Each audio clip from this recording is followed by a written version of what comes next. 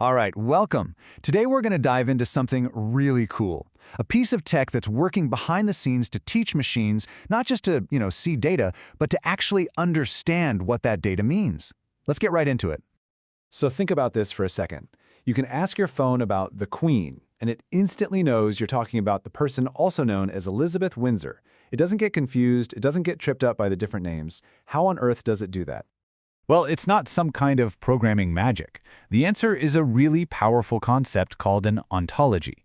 It's basically a way of drawing a map of knowledge so that a computer can follow it without any confusion at all. So, what exactly is an ontology? You can think of it as a blueprint for knowledge. It lays out all the important ideas in a certain area, whether that's medicine or royalty, or even something as fun as pizza, and most importantly, it defines all the relationships that tie those ideas together. And the official language we use to build these knowledge blueprints is called OWL. It's like a universal grammar for machines. It's a way to write down knowledge with total clarity, all grounded in formal logic, so that any machine can understand it perfectly.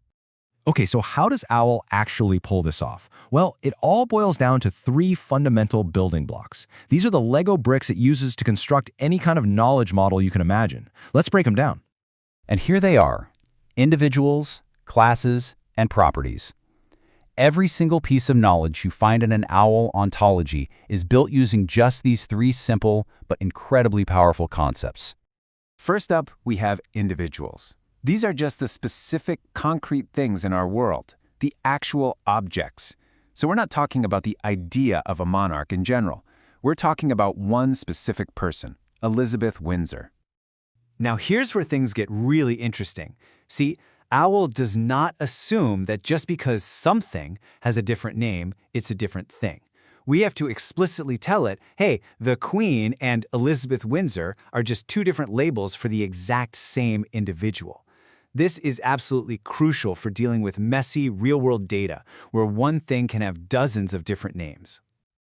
Next up, classes. A class is just a group, a category, a container that holds our individuals. It's how we organize everything. So, for example, the individual Elizabeth Windsor would belong to the class monarch and also the class person. And this lets us build these really neat hierarchies. Let's say pizza is a class. Well, margarita pizza is a more specific type of pizza, right? So we call it a subclass of pizza. This simple rule that every single margarita pizza is also, by definition, a pizza is the bedrock of how these systems start to think logically. And finally, we have properties. Okay, having individuals and classes is great, but this is where the real magic happens, because this is how we connect everything. Properties are just the relationships that link one thing to another. It could be linking Elizabeth Windsor to King Charles with the property has child, or linking a pizza to the number 800 with the property has calorie count. So let's see how this works. A property like has topping connects a specific pizza to a specific topping. Simple enough. But properties can also have inverses, which is really cool. If we define that the inverse of has parent is has child, and then we just tell the system that Jean has child Matthew, the system is smart enough to figure out on its own that Matthew has parent Jean. We don't have to code that in separately. All right, so we've got our three building blocks: individuals, classes, and properties. But just having a list of things isn't the whole story. Not even close. The real power of OWL is what happens when you combine this structure with formal logic. When you do that, you unleash something called a reasoner. A reasoner is like a super smart logic detective. It sifts through all the clues, all the facts and rules you've laid out in your ontology, and it starts to discover new information all by itself. Information you never explicitly stated. Let me show you exactly how this detective thinks. Step 1. We make a rule. We define a vegetarian pizza as any pizza that only has toppings from the class vegetable topping.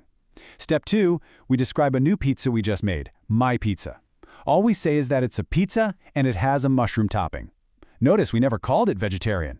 But then, step 3, boom, the reasoner connects the dots. It sees our rule, it sees the mushroom, and it makes the logical leap. It automatically infers that my pizza must be a vegetarian pizza. So you might be wondering, how can it be so sure? How does it make that final jump without us telling it? Well, it's because OWL is incredibly precise about language. It understands the critical difference between just describing something and actually defining it. And it all boils down to this really important distinction. A necessary condition is just a description. If we say, a cheesy pizza must have a cheese topping, we're just stating a fact. But a sufficient condition, well, that's a complete definition. It's like giving the reasoner permission. It says, hey, if you find any pizza out there that meets these exact conditions, you are allowed to conclude that it is a cheesy pizza. That right there, that's the secret sauce for automated classification. Okay, so this is all really cool, very logical, but what's the big deal? Why should you care about this in the real world? This is where we move beyond just a clever way to structure data and into something that really changes how machines deal with information. All the impact is massive, and you're probably already seeing it.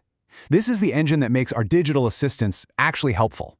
It's what allows scientists to merge huge, complicated data sets from labs all over the world, because the meaning is baked right in.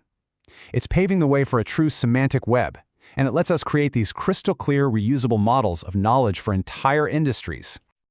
And that really gets to the heart of the whole mission here. The web, as we know it, is amazing at linking pages to other pages. But the real goal of things like OWL and ontologies is to teach the web to understand the meaning behind those links, to create a web of data, not just a web of documents. So, I want to leave you with this one last question to chew on. We've just barely scratched the surface here. But what happens when not just our phones, but our entire digital world can start to reason, to connect the dots on its own? What new possibilities does that unlock?